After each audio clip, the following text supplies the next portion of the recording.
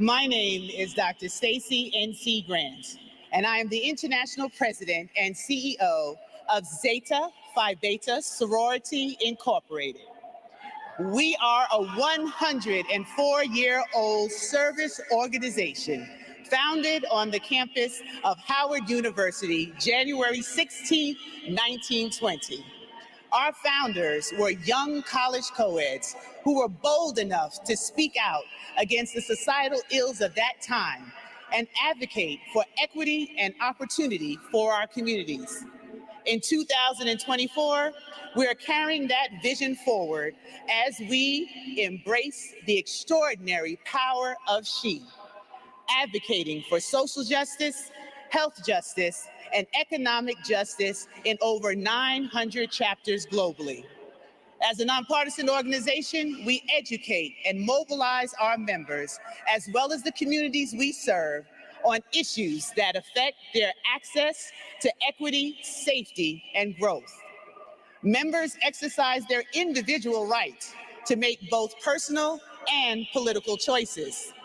Today, we will get to hear from the sitting Vice President of the United States on how this administration is addressing the issues that matter most to us, like affordable health care, Black maternal health, small business opportunities. Our Vice President is a proud member of the Divine Nine family as a sister of Alpha Kappa Alpha Sorority Incorporated.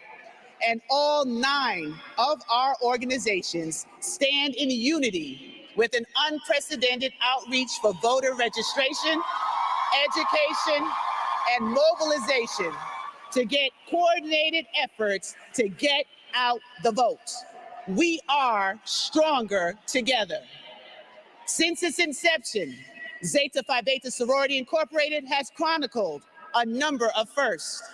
We were the first Black Greek sorority to charter a chapter in Africa in 1948, to form adult and youth auxiliary groups, to centralize its operations in a national headquarters, and be constitutionally bound to a fraternity, Phi Beta Sigma Fraternity Incorporated.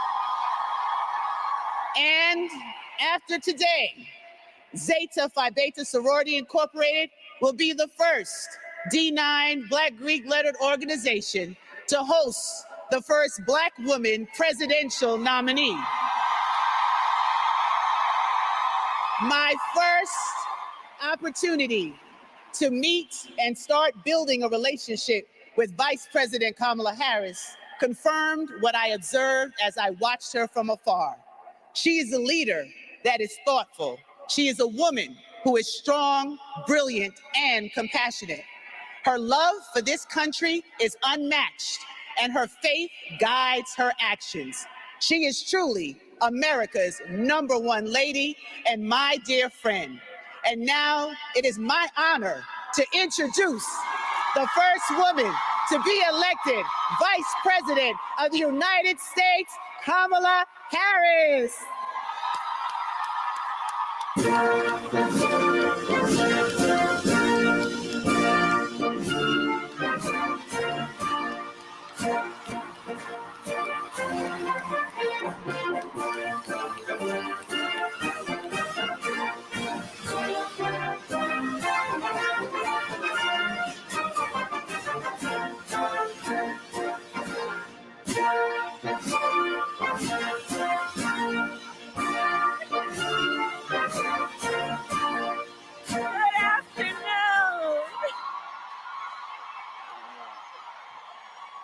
Good afternoon, everyone. Good afternoon. Please have a seat. Good afternoon. I was just saying to your most glorious president, Stacey N.C. Grant, she and I talked about this visit months ago, sitting together, having a meeting in the Oval Office. And she invited me then to attend today. And I just want to, if I can, I just want to thank you in front of all of the sisters who are here.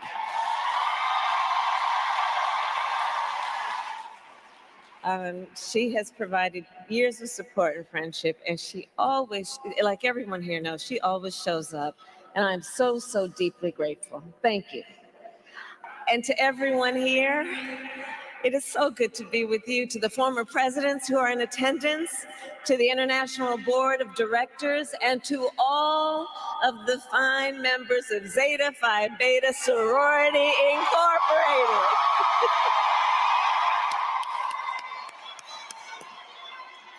It is my great, great honor to be with you today. And I love you back. And also, on Air Force Two, joining me is Congresswoman Sydney Kamlager-Dove.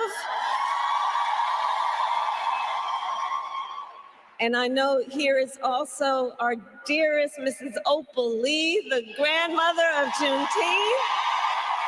Oh, she was right. And to all of the distinguished ladies, I thank you so very much for this warm welcome. And I will begin by saying a few words about our President, Joe Biden. So tonight, yes, thank you, yes. So tonight, our president will address the nation about his decision to step down as a candidate, and he will talk about not only the work, the extraordinary work that he has accomplished, but about his work in the next 6 months. And so before he does, and while I'm here with you, I want to just share with you a little bit about him based on what I know, based on personal experience. Joe Biden is a leader with bold vision. He cares about the future. He thinks about the future. He has extraordinary determination and profound compassion for the people of our country. And I say that because I know that we are all deeply, deeply grateful for his service to our nation.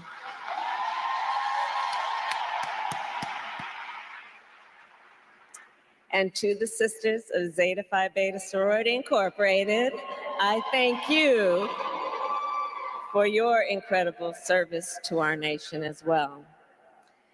You know, I know who we all are. I know who is here.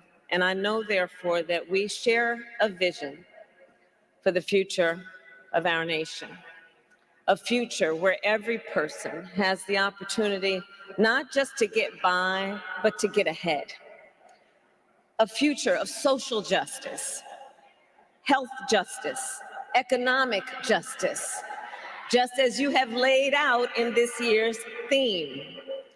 Ours is a vision of a future in which we realize the promise of America. And I deeply believe in the promise of America, a promise of freedom, opportunity, and justice, not for some, but for all. And for generations, the finer women of Zeta Phi Beta Sorority Incorporated have fought to build that brighter future. During the Civil Rights Movement, you marched for voting rights, economic justice, and an end to segregation. For more than 50 years, you have worked with the March of Dimes to lift up the urgent issue of maternal health. And from the 1980s, you inaugurated Zeta Days. And I will tell you, when I was a United States Senator, I would see this group of powerful leaders walking through the halls of Congress in white and blue. And I always knew I was looking at some of the most powerful advocates for justice in America. Truly. And of course, your leadership continued in 2020, when during the height of a pandemic, you helped elect Joe Biden, President of the United States, and me as the first woman Vice President of the United States. And I thank you. And now, in this moment, our nation needs your leadership once again. In this moment, I believe we face a choice between two different visions for our nation. One focused on the future, the other focused on the past. And with your support, I am fighting for our nation's future. And let us be clear about what that future looks like. I know the leaders in this room, and I know the future we believe in and we fight for. We here believe in a future where, for example, everyone has affordable health care, which is why our administration capped the cost of insulin for our seniors at $35 a month. We believe in a future where no child has to grow up in poverty, which is why I helped pass the child tax credit, which cut child poverty in half and cut Black child poverty even more. We believe in a future where the economy works for working people. That is why we forgave student loan debt for more than 5 million Americans. And if you or anyone you know benefited from that, please testify.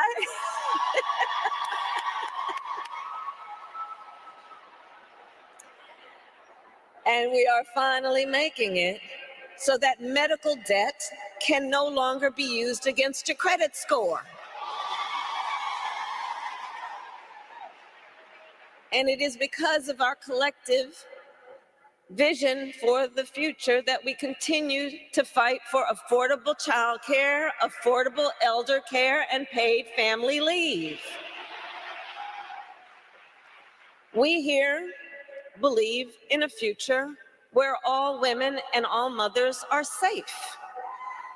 That is why, as Vice President, I have elevated and took on the issue of maternal mortality, knowing that women in America die at a higher rate in connection with childbirth than women in any other wealthy nation in the world.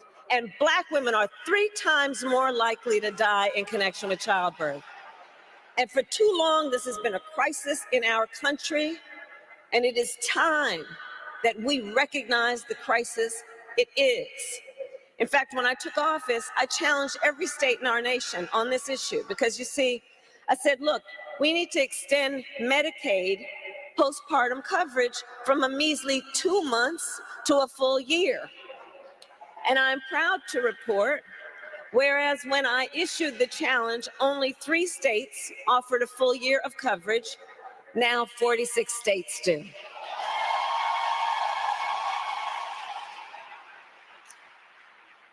So I say, as we work to build a brighter future and to move our nation forward, we must also recognize there are those who are trying to take us backward.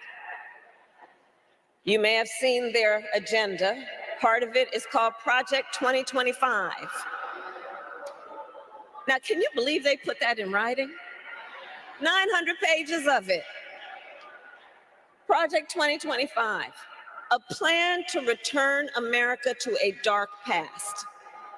They intend to cut Medicare, to repeal our $35 cap on insulin, to eliminate the Department of Education, to end programs like Head Start, which would take away preschool for hundreds of thousands of children in our communities. Let's be clear. This represents an outright attack on our children, our families, and our future. These extremists want to take us back, but we are not going back. We are not going back. Ours is a fight for the future, and ours is a fight for freedom. Across our nation, we are witnessing a full-on assault on hard-fought, hard-won freedoms and rights.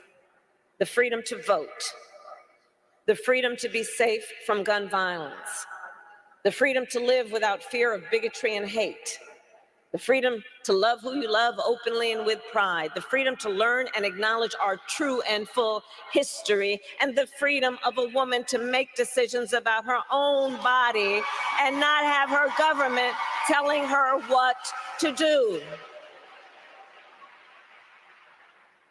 And in the face of these attacks, we must continue to stand together in defense of freedom. We who believe in the sacred freedom to vote will make sure then that every American has the ability to cast their ballot and have it counted.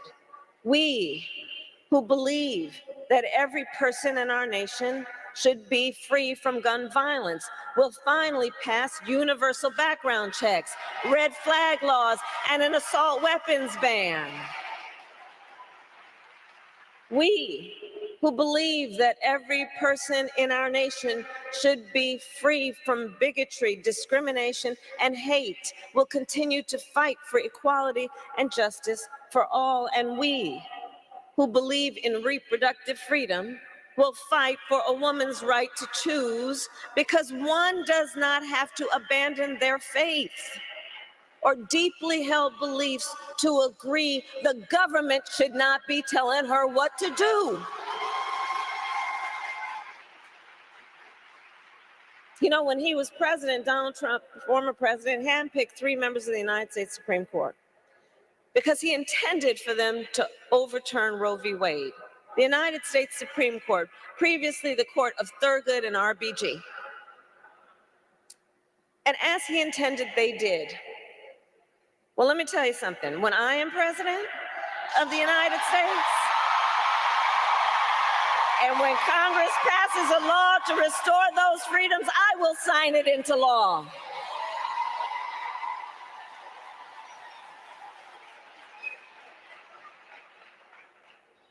We are not playing around.